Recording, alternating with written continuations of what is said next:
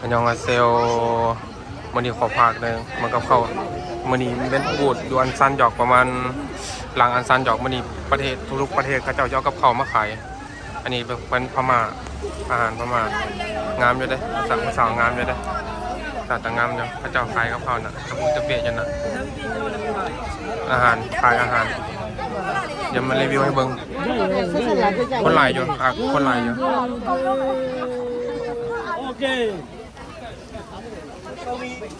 อันนี้เต่าพม่าอันนี้อันนี้พระเจ้ามาขายกับเขามาขายอันนี้ประเทศอย่างกล้วยหอมผ่าได้ยังกล้วยหอมบ่ได้เอาอันนั้นมาขายเลยส้มตำกล้วยหอมนี่บอกแล้วว่ามักคนได้หลายโยอันยังอะไรล่ะคนจากหลายสิมักขนาดกล้วยหอมนี่อันนี้ประเทศอย่างบุขายอย่างบุหูกันสาวกับงามไปเลยตะโบตะเปยอยู่มื่อหน้าอาจารย์บอกท่านอาจารย์บอกนี่คักได้นี่ตอกบุกีอันนี้ของเกาหลี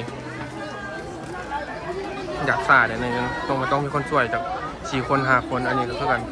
อันนี้อาจจะเป็นสเต็กหรือเป็นยังไงน่าจะเบิดแล้วมั้งถ้าเจ้าขายเธอเศร้าน่าจะเบิดแล้วแหละมันก็จะมีแจกของเนี่ยตรงสลงสลากเจ้าขายเบิดเขาเจ้ากลับTanya bibingka เจ้าขายกับเขาอันนี้อย่างวันนี้ก็บ่ฮู้กันเป็นข้าวผัด 2,000 3,000ว่าซั่นไม่ใหญ่ยิ้มเลยคนหลายลูกค้าหลายเด้ได้เป็นกอบเป็นกำเนาะเจ้าไม่ใหญ่ค่อยมาถ่ายบรรยากาศเจ้าเบิ่งค่อยจะไปลง YouTube อันนี้จะเป็นบูธไทยบูธคนไทยนี่บูธไทยแลนด์มาเลยอาจารย์บอกนี่เอากับของมาขายแล้วนี่ตัวนี้คนไทยขายที่ไม่ขายก๋วยเตี๋ยวไม่ขายนั่นนะขายส้มตำนะแบบก็จะห้อยกล้วยหอมจะมาขายแล้วเนี่ยคนในหลายไปนี่กล้วยหอมมักขนาดเลยนี่มาถ่ายเบิ้งเล่นๆจะเป็นก๋วยเตี๋ยวในที่ขายเบิ้งอร่อยส้มตำเบิดอันนี้ก๋วยเตี๋ยวส้มตำมีต้นหอมอันนี้ขนมประเทศอย่างบ่นี่ก็บ่ฮู้กันเขาเจ้าก็แซ่บเหมือนกันเด้อเกาหลีมักมากินขนาดเกาหลีนะ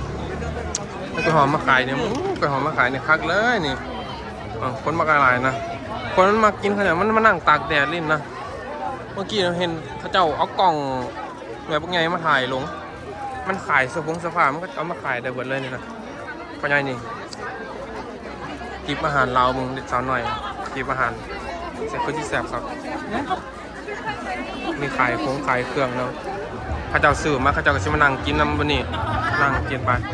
วันนั่งกินก็นั่งกินไปมีซอฟแบบนั้นแบบนี้ไอ้ปัญญาบูฮูกันคนมองอะไรนะไอ้วันนี้อันนี้กัมพูชาเนี่ยมันเห็ดนี่มันขายพวกดีๆเนี่ยตัวนี้เป็นพิซซ่าเวียดนามนี่ไม่ใหญ่เนี่ยนะแจ่มขนาด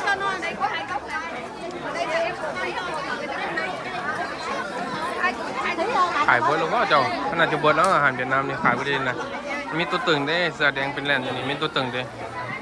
งามเหมือนกันเลยเนี่ยแล้วตัวตึงเรามาขายแล้วตัวตึงแล้วแต่งตัวสวย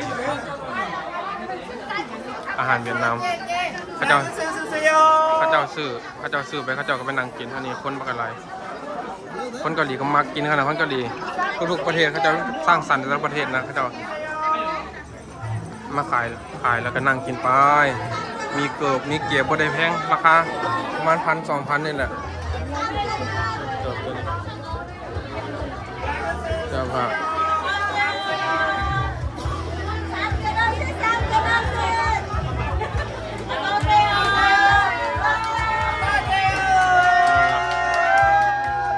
ขายพวกดีๆนั่นนะเป็นกัมพูชา25นี่แหละปลูกปรับกันเลยนี่มันต้องมีทุง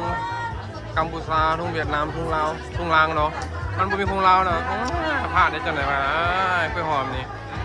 คนลูกค้าพวกอะไรนะมากขนาดคนลูกในหลายแบบนี้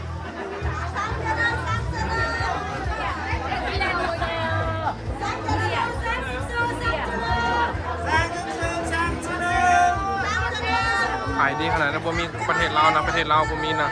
ประเทศลาวจักไปใส่อาจารย์บอกจะมาขายอยู่เมื่อ กี้นี่ก็กินก๋วยเตี๋ยวของไทยไปแล้วนึงมากินผัดอย่างของเวียดนามไปก๋วยจานหนึ่งกระแสบจะได้รสชาติก็ได้หลักได้การเยอะมาบอกไม่ใหญ่นี่ขายไม่ใหญ่นี่ตึ้งไม่ใหญ่นี่ขายตึ้งขนาดไม่ใหญ่นี่เสื้อแดงนี่สาวเสื้อแดงนี่ตึ้งขนาด